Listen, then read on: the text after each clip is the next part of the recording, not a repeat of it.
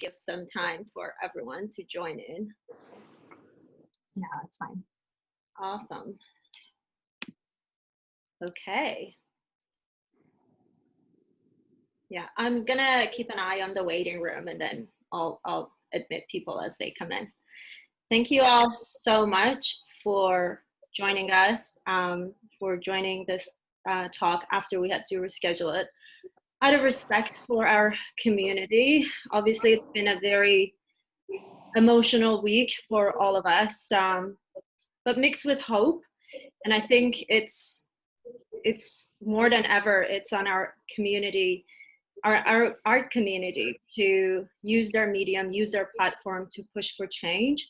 And so thank you again for joining us. Thank you for being with us. And I'm thrilled to have Anna Valdez join us today for our Artist Studio Talk.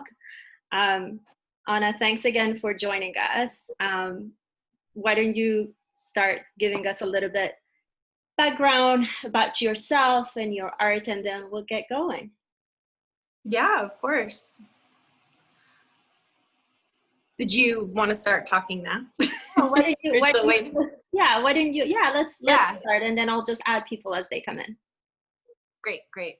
So I'm mainly a painter, and I mostly do still lifes, but I would consider myself a multimedia artist. I started out with a background in video and animation in my art world, or art career progress, and printmaking as well.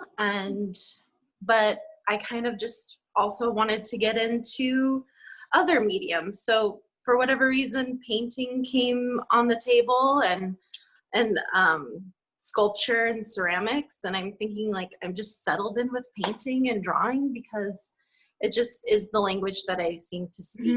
It like speaks more to my heart, and it's a little bit more accessible sometimes. You don't have to have a ton of things at your disposal, but I still use all of the tools that I had from my other career in video and animation, and use those tools when I'm making my paintings too. So one of your questions, like, how do you, like, what's your process? I think it all kind of is a little bit holistic. So a lot of different medias come together to help me create my paintings. But before I was ever painting and doing art, I was doing anthropology. Yeah. And how did archaeology. How did you get into art? I want to know that, because you have a very interesting story.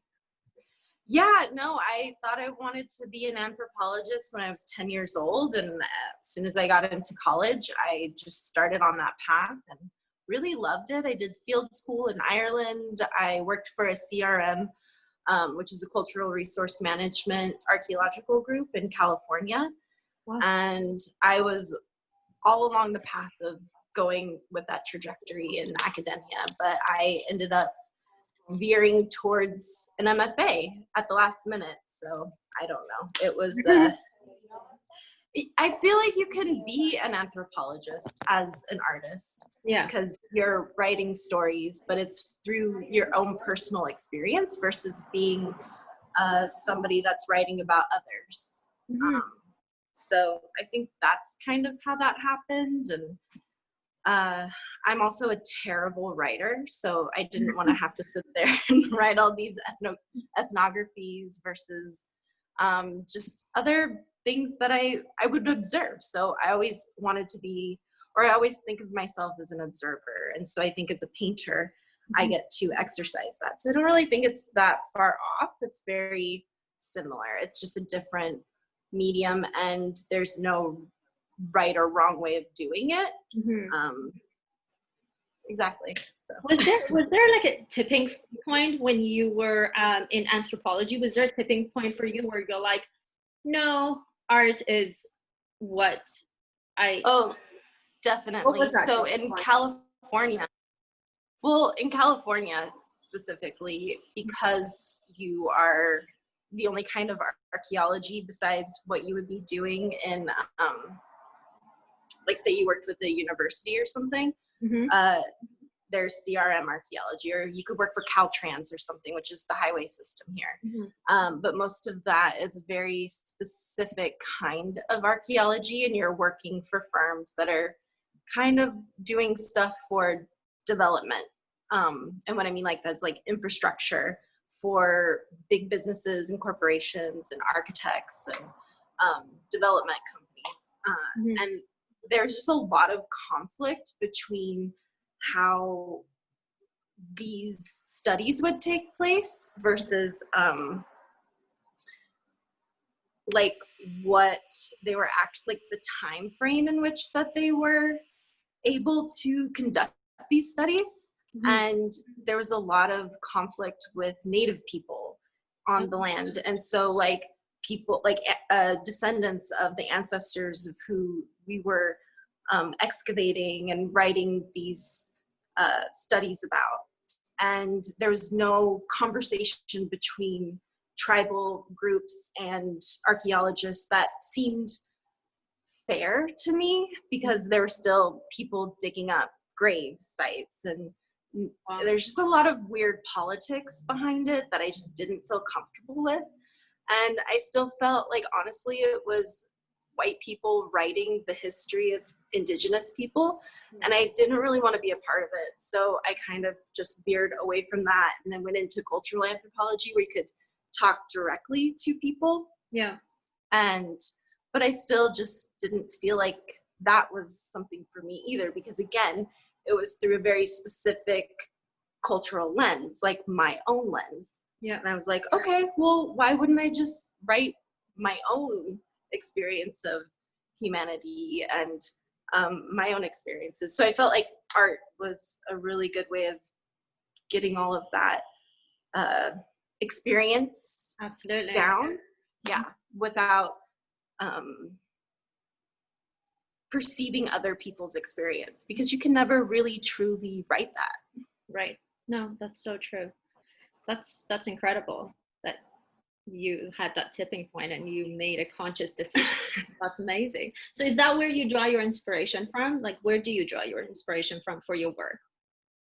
Well, I think that I do like creating spaces where I can draw from. So if you were to kind of look behind me, I have very little segment of installation that I painted from. And I don't know, I'll use my studio and set up landscapes, and then I'll go outside and paint from landscapes, and I'll come in, and I just like working from observation. So it's not only that, but it's also things that I think of while I'm reading something, or something that I have in conversation with a friend.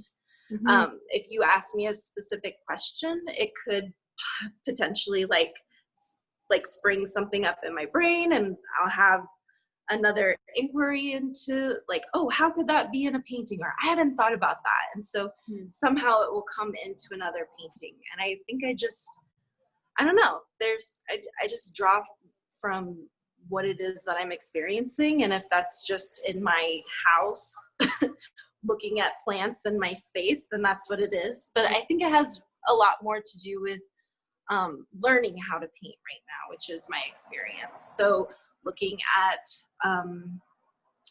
art history, looking at ways in which to organize composition, and that's where I'm really at right now, and the still life is really helpful in that process and that journey. Interesting. So learning how to paint is what I'm painting about right now. That's amazing. So talk to us about your process. How is your process in terms of creating your work? Like, go for it. Well, like I said, I like to draw from observation, but a lot of the time I'm also drawing from sketches. I think everything kind of goes back and forth. I do monotypes, which are also considered sketches. That is also like a printmaking and paint making process. So it's an indirect form of print, or like an indirect form of painting. So I have these, you can kind of see they're very original, but it's still a print. And so I kind of like go back and forth between these different mediums, and I don't know, it's kind of hard to explain my process because it's not always so structured. It kind of just goes and flows with whatever I'm feeling at that moment. Sometimes it's just setting up an installation in my studio and working from that and finding compositions. Other times it has to do with taking the sketch and making a monotype out of it, or going into Photoshop and drawing out like a full painting. Sometimes it just means going directly onto the canvas and making an underpainting and working from that. Mm-hmm. It really just depends on time and energy. And I don't like to make the painting too far in advance in terms of just like, oh, I've worked out everything, because then there's no fun in the process for me. I could get like too stuck on that, what it should look like versus what it kind of becomes based off of everyday psychology that I'm going through. So sometimes there'll be a lot more energy in mark making. The colors are working specific, like things are in a specific harmony or relationship based off of what I'm going through. And it's not something I can really articulate. It's just has more to do with everyday experiences and how I am the conduit of like what's happening in my brain to what's happening on a surface. Interesting. So yeah, that's very interesting. I actually forgot to mention at the beginning of the talk for all the attendees, if you do have question for Anna, please either type it in the chat box on your right hand side, or at the end, if you want to just ask it in person, we'll give some time for you to ask the question in person as well. But feel free to type it as well if you want, if it's in your mind right now, so you won't forget it.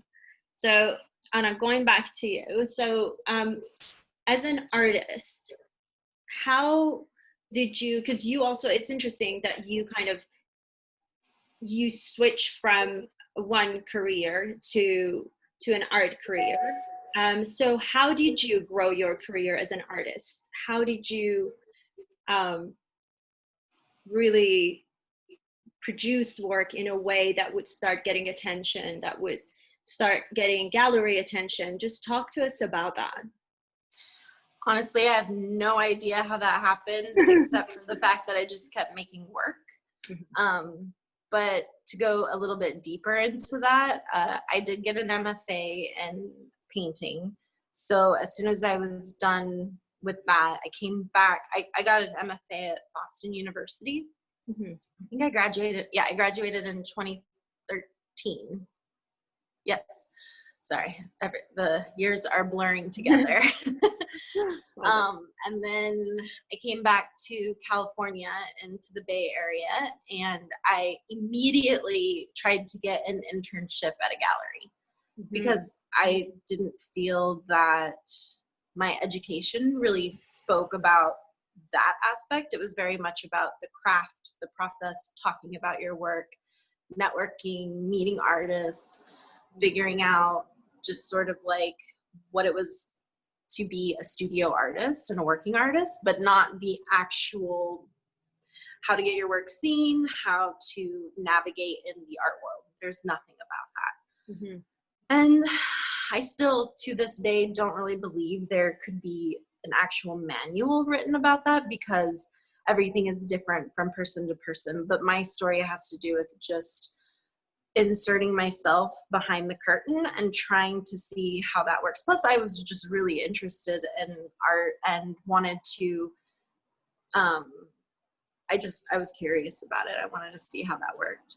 Mm-hmm. So I learned gallery etiquette and how to submit your work for consideration. I submitted to that you learned. Oh my gosh, there's so many.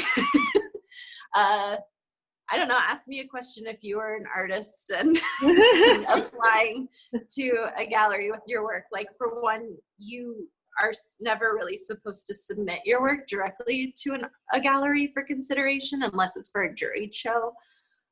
Always wait for them to invite you to something. Don't bug them because they have so much going on. And I don't know, like, always wire your paintings and make sure your edges are nice and clean. There's just so much random information that is very applicable to very specific things. Mhm. Be organized, get your stuff in on time, because they're usually very understaffed, and there's just a lot that goes in with that work. So anyways, I had all of that knowledge, and I think working with galleries when I did submit for juried exhibitions, it was very easy for them to work with me because I kind of just had everything taken care of. I had my files really nicely organized. I could like send them information. Everything was very tight, I guess, in that way. Yeah. Which is funny because I'm not a very organized person, but I think doing that for the gallery, when I worked for the galleries, I understood that importance, because it was really obnoxious to take care of that for people because you can't read their mind. Yeah, it's true. Yeah. Was there a foundational step? Was there like something that Yeah, I like would say that social media was a foundational step, because I would post my work a lot, like on Tumblr, on Instagram, and people like other bloggers would see it and just share it and connect with it, and it just circulated on its own. Like I didn't really do much. I just kind of would post it and then it would go from there. So yeah, yeah. Seriously, it's very, very useful. Yeah. So, how are you staying inspired during these times? Um, do you see a shift in your form of inspiration? Are you inspired differently? Are you just talk to me about that? Well, to be 100% honest, I think like my paintings are sometimes like an escapism for me and a way of meditating and just creating reality versus trying to always reflect a very specific reality. I know I spoke about painting from observation. I think I use that as the bones of something and trying to have like how to find relationship between objects in space, but then I'll make up colors, I'll make up different patterns, I'll make up different things within that painting that may not necessarily reflect what I am seeing in real life. But I like, especially after grad school, I went through like a huge emotional, like a I was very depressed essentially, and I had a lot of anxiety, and my paintings still looked as joyful as they currently do. According to many people, they looked very joyful, but it was and I was going through probably the worst time I had ever gone through, just internally and mentally. And I don't feel that my paintings changed in a way that like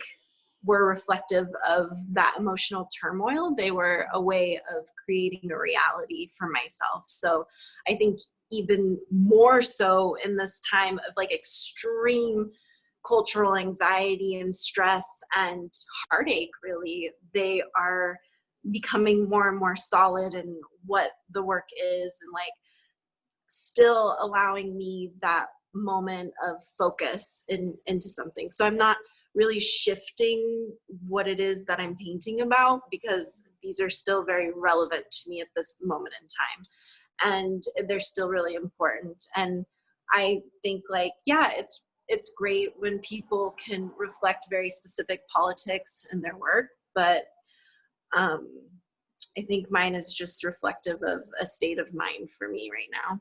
Interesting. We actually have one question that someone wrote, Maggie wrote.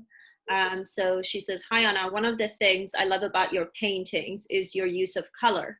The colors you use are so vibrant. Can you talk about your use of color? What colors are you drawn to?" Well, I do like a lot of color. I tend to be really drawn to very warm tones and warm colors, but with accents of blues that really heighten the warm tones. But really, I think I just like a palette that isn't necessarily realistic, because again, I want to create a reality that is something a little bit outside of what it is that I see in real life. I want I want it to be oversaturated. I want it to be extremely warm and inviting.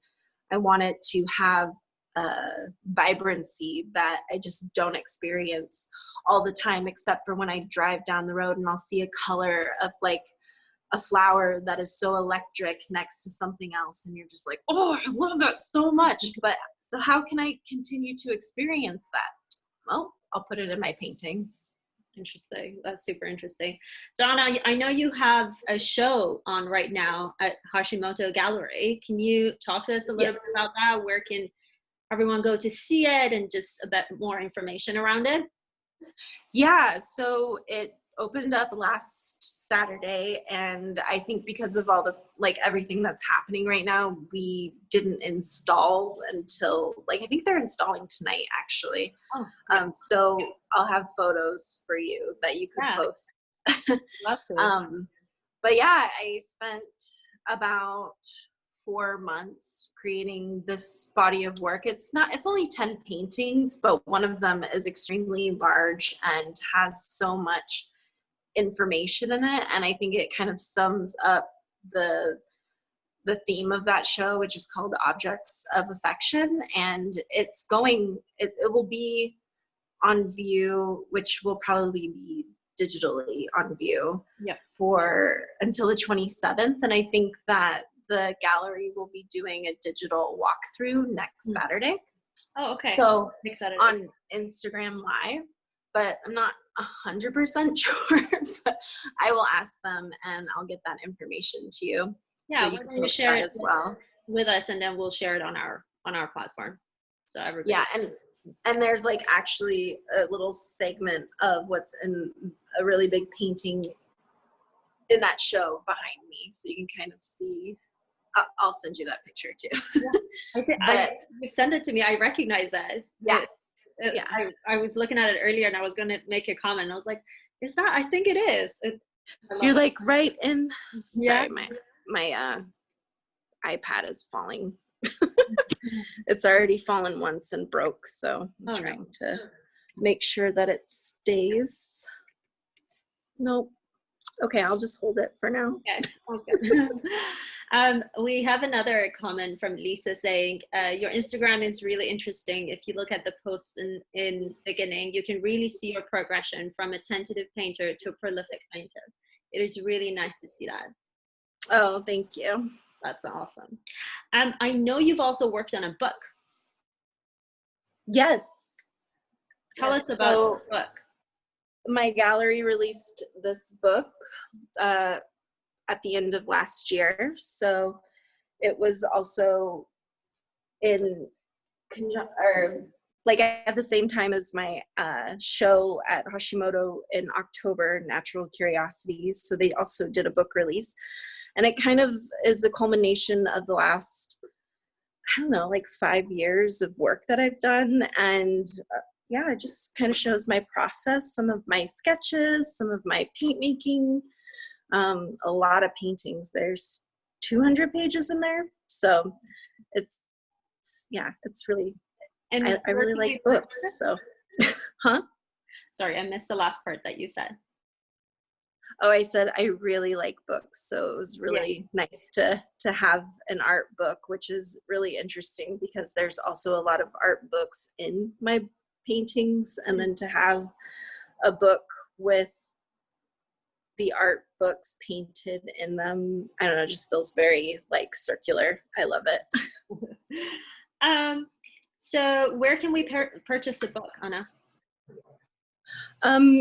You can purchase it through Hashimoto's gallery on their website, or you can go to Paragon Books as well. I'm so sorry. This thing is falling down on me. That's okay. So we'll have to visit Hashimoto Gallery to purchase the book. Yes. Okay. Yes. Great. And I think you can get it on Amazon as well, or Barnes and Nobles, or a lot of bookstores that are online. Okay, wonderful. All right, so we have another question. Hi, Anna. It seems that you have a vibrant network of fans, artists, galleries. What are your thoughts on building, organizing, maintaining a network that supports your studio practice? I think it's incredibly important to have a continuous dialogue and to be able to just have real-time feedback. When I post something, it's just really helpful to, you know, share that and to get people's responses and to see if something's, you know, kind of working for other eyes. Like, as a painter, you work very solo. So in a way, it's like inviting a lot of people into your studio every time I post a painting versus just sending it to a few people. And I'm not saying I need anybody's approval for my pieces. Like, I definitely make them for myself, but it is really nice to have just to like read and make sure that people are seeing what I'm seeing. And I really like that. And you get to connect with a lot of different artists too. And you see what they're making and what they're working on. And you're just kind of plugged in. Which is really key for artists. Yeah. I mean, because of that, you met me, right? Like, you were able to see my work, and we're having this conversation right now with a lot of people because of that. Absolutely.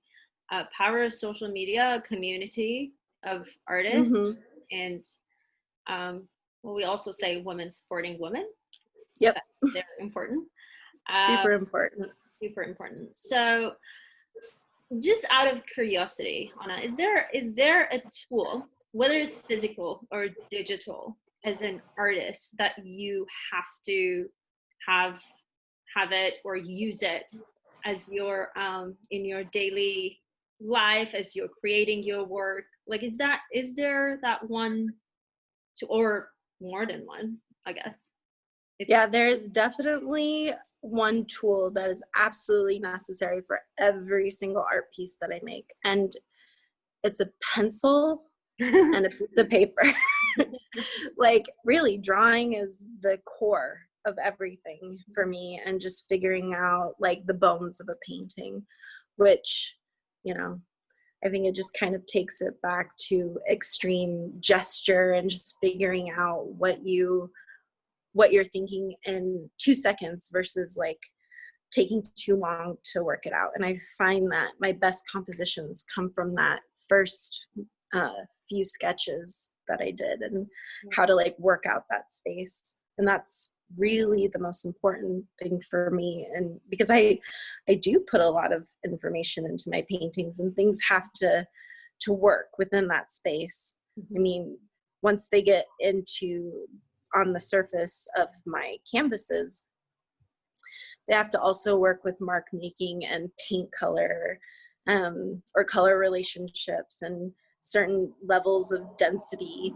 But the first part is always the drawing. Yeah, I mean, I love that.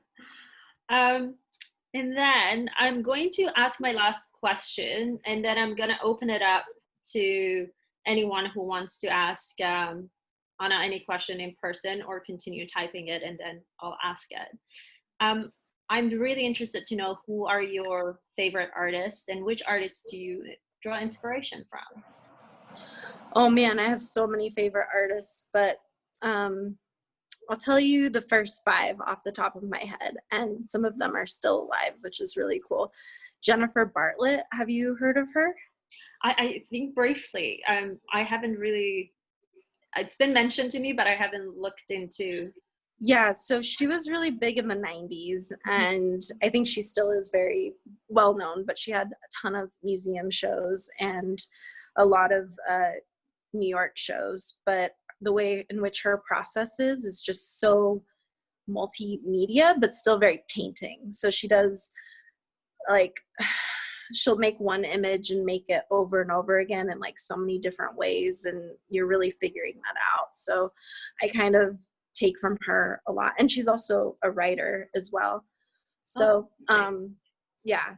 And Lois Dodd, which is like one of my favorite plein air painters.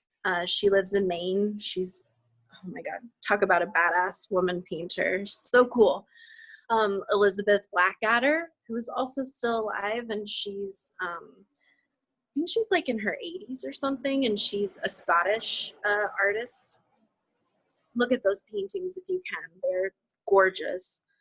Oh my gosh, there's so many.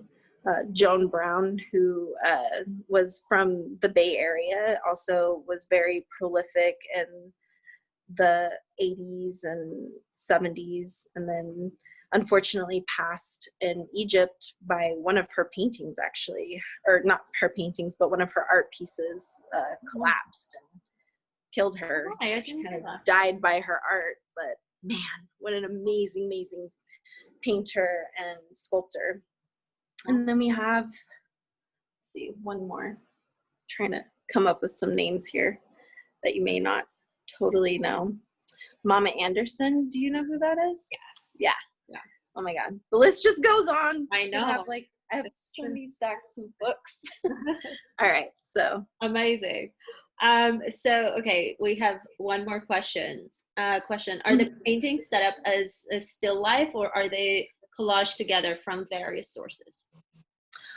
Most of the time they are set up from still life, but other times I'll get an idea for a painting that I want to insert into another painting, so they will be collaged ideas. There's not one way I make a painting. There's just whatever is convenient and how to get the image that I'm thinking of. So sometimes they will be collaged, sometimes they'll be from life. I don't always have access to everything I want to paint, so they could be moments from a walk or something I saw somewhere else, and I took a photo of it and did a drawing, and then I repurpose it into my still lifes somehow. Cool. Anna, I know we wanted to get a look at your studio, but I know your iPad is broken, so I think because I'm already holding it right now, I can do this. Maybe it'll. Here we go. Can I go to the side? Yeah. There you go. Awesome. So this is an installation that I had set up that I was working from, and you can see a painting that I just started that is a window painting, and it's going to change a lot. Here is a wheel that I'm starting to incorporate ceramics into my work, but mainly so I can just paint them back into my paintings, because I was kind of getting tired of just painting the same ceramics over and over again from items that I would find. What an incredible idea. Yeah. And same thing with some fabrics too, which are ones that I made myself. Wow. Kind of see them up there. You made those? Yeah. Oh, amazing. Some of them are from my wallpaper. You can kind of see the same pattern here. Wallpaper designs. Let's see, I have a etching press here, so I can do my monotypes, my library. Love it. Just a lot of stuff in here. My palette. I have a kiln in here too now.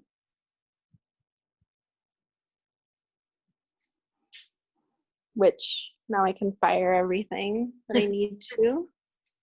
My flat files, which I remember the first time I got a flat file, I was like, I'm a real artist. I have a flat file. The first time I really, really felt organized. All of my paint making supplies. Oh, wow. Wow. Put pegboards in your cabinetry. I highly recommend it.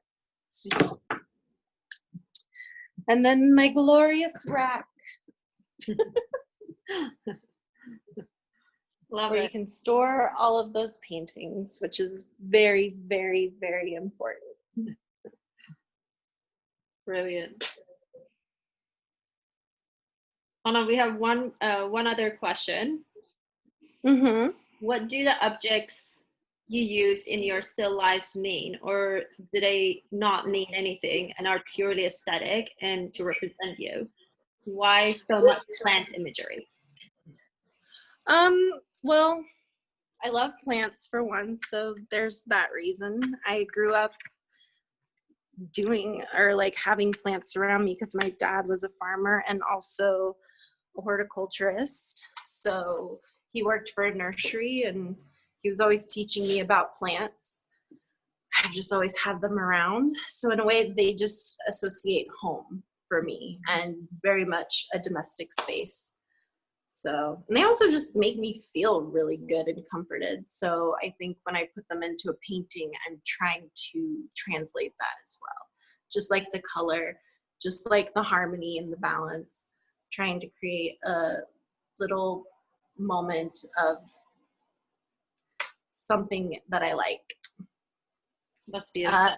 Some of the plants are actually also given to me from people. So I'll get a propagation, which means a cutting from somebody else's plant. So it's kind of like they're giving me a section of a plant that they loved, and I'll put it into a pot and let it grow and give it a new home as well.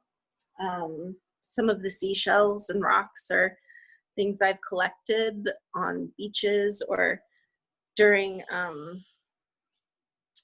different trips, or people have given to me during their trips, or more handed down or found at a rock store. So they just become this collection. It's not just like stuff. They have little significant moments for me. Same thing with the vessels, and just little things are here and there, given and found. They don't necessarily mean anything super symbolic, but they get used, and they have specific meaning to me and like my story, because I know where they came from, how they were procured, but maybe to you as the viewer, they might have a different feature or a different meaning, and we could put our own meaning onto those, because you might have a similar object in your life. Right. And like have your own story to that, because they're pretty mundane and universal things. So it's not so specific to me. So Anna, we got this question, and you don't have to be specific about it, but I think it's as an artist in general, maybe you could talk about it, about like financial support. How much of support do you get from the gallery, from sales, commissions, grants, and again, you don't need to be super specific, but if you can if you want to share or add anything to that, in terms at this point, like through my shows, I am making enough to support my studio practice, not making enough to like buy a house or anything, or really go. I feel like for me, really and honestly, being a successful artist just had to do with being able to support my work and being able to do it. So I feel like I'm there right now, and I really, really appreciate the fact that I can continue to make my work and not like freak out about it or have like other jobs where it's taking me out of the studio. But yeah, I do get a lot of commissions as well, and also like mural projects and different projects. So I don't know how to answer that question completely, but yeah, I don't have another job, if that's what they're asking. Okay, so it's a combination of your shows and the commissions and the projects that you hired for, essentially. Yeah. Amazing. So we have one more question. What is the most striking feature to being a working artist that you wouldn't have guessed when you were just starting out? What is the most striking feature? To being a working artist? I don't know how to answer that question. I think like every day there's just new things that are discovered, based off of doing something. I think like the amount of time that is absolutely needed to make a painting is always confusing and new to me, because I'm just like, oh my gosh, I thought I would be able to finish this in a month, but it would take 4 months or something. So just being able to manage my time in a better way. I'm not sure if I'm answering the question right, but yeah. What you think it is. Just like the discovery of every day, Whereas sometimes you would think like, oh, it's just about putting in the physical time painting. It's not. It's about like all of those in between moments as well, which I probably hadn't really thought of before. Mm-hmm. We do have a few, and what do you know, like 40 something minutes has already passed by, but we do have a few minutes left. If anyone wants to actually ask their question live, you're more than welcome to unmute yourself, put your video up, or if you don't want to, just unmute yourself and ask your question. And if not, this was a great conversation. I'll give a few minutes if anyone wants to ask a question in person.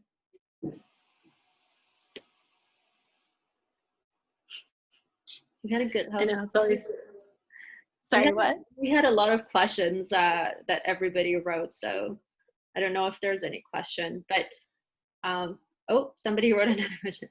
How important was getting your MFA to your practice now?